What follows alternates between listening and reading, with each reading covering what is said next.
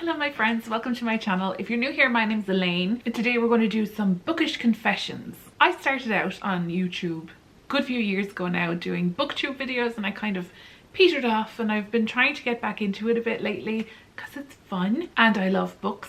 Books are my favourite hobby. It's really fun to talk to people about books, but it's hard to find people in real life to talk to about books. So we're going to do a little bookish confessions video today, just for fun. Just a little side note, I was raised Catholic in Ireland and confession, I used to be so scared of confession when I was a child. I had this idea in my head that like if you forgot to confess a sin, you were like in serious trouble.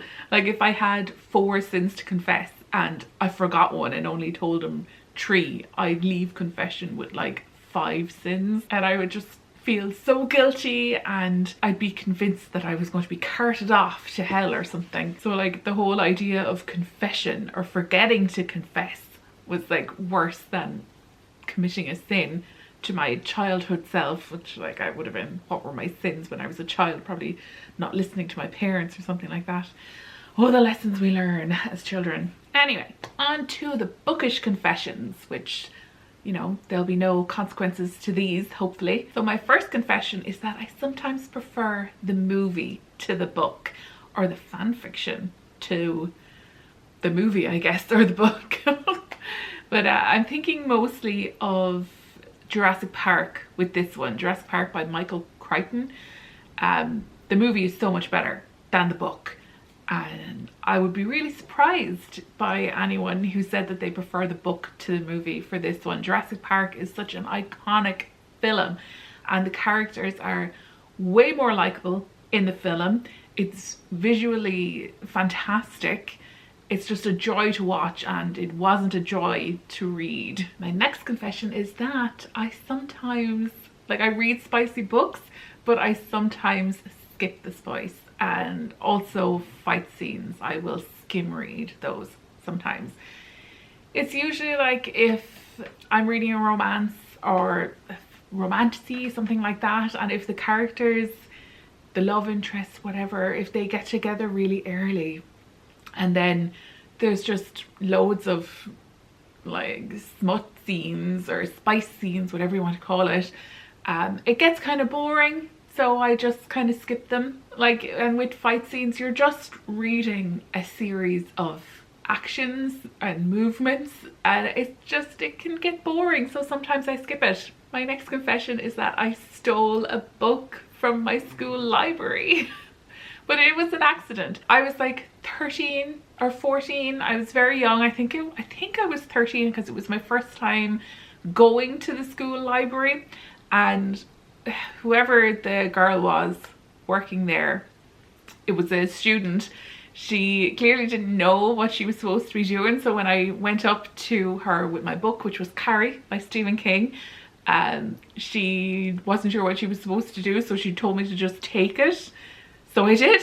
So really it was given to me. I didn't really steal it. But she never told me like when to go back with it, and it didn't have a library card inside it for dates and stuff. It's been a really long time since I got a library book like that with the stamped, it had the stamp thing inside.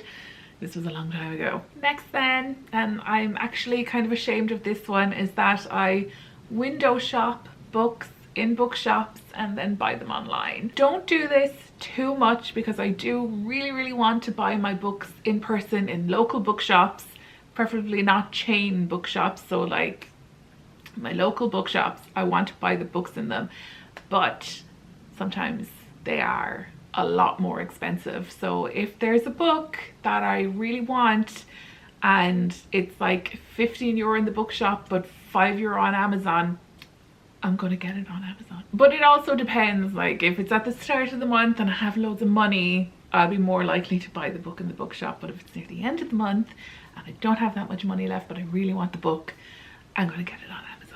Next then is I have 3 books on my paused reading shelf for over a year. So this one is kind of a light-hearted little confession. But yeah, I have 3 books on my paused reading shelf for over a year. The first one is The Roommate Risk by Talia Hibbert. This is one of the things I didn't like about doing booktube videos, is I'm never sure that I'm saying people's names right, but I'm just going to say them and we'll just move on. So I have that book on my pause reading shelf since May of 2025, so almost a full year now. No real reason, I just like, I enjoy her books. She writes really good contemporary romances and it is exactly my type of book, but I just wasn't in the humor to read romance at the time, so I shelved it. And then I actually got the audiobook on Libro FM. I think it was on sale on one of their sales, and I got it to keep reading it, and I just didn't for some reason. I was originally reading the ebook.